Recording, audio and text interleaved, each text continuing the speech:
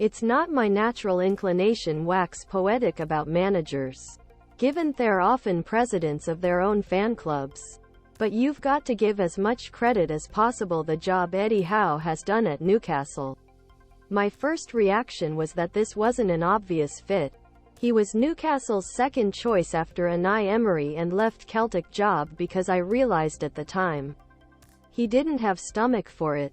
I didn't have high expectations from him and, to be honest, I didn't think he had the chops to be Newcastle manager. But he is doing an outstanding job and I don't believe there is anyone in English football who can do better than Howe at Newcastle right now. Not just because he bought well and revived the spirit of the club. Not just because his style of play is something you want to watch.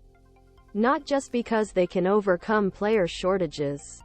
Not just because they don't cry and criticize when they make bad decisions against themselves. Not because they constantly use bad luck as an excuse for bad results. Thanks to all this, he is given a breath of fresh air. And what all this tells you is that this man has character. He's nobody's fool and he's not a wealthy man. But I admit I didn't think substance was as important as it's now proven to be. He is person doing the perfect job at time.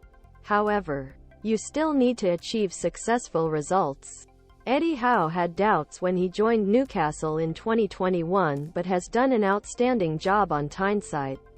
Mail sport columnist Simon Jordan was impressed with the way Howe handled his job at Newcastle. Your browser does not support iframes. He transformed them overnight from the darkness of the wretched Mike Ashley regime to this completely transformed club, and I really don't see him putting a wrong foot anywhere. Of course, you can point to the financial power of Newcastle's owners and human rights issues to diminish what Howe has achieved. Firstly, Newcastle only spend as much as the top 6 clubs do.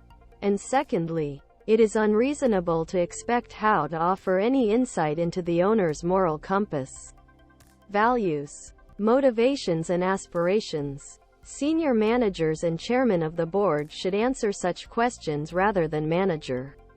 He is not equipped to do this.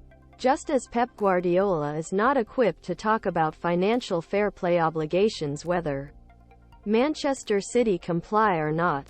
Maybe Howe should have used a little better humor when faced with these kinds of questions. But I don't blame him for dodging them because he had nothing to add. And he certainly can't add 2 pennorths in any way because that would be used against him and his relationship with his owners. Howe answered questions about Newcastle's owners, but these need to be answered by the CEO or chairman.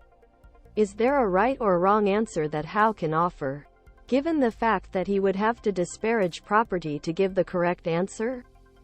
So I am not entirely sure it's Howe's responsibility in life to embrace moral principles, given that our own government doesn't.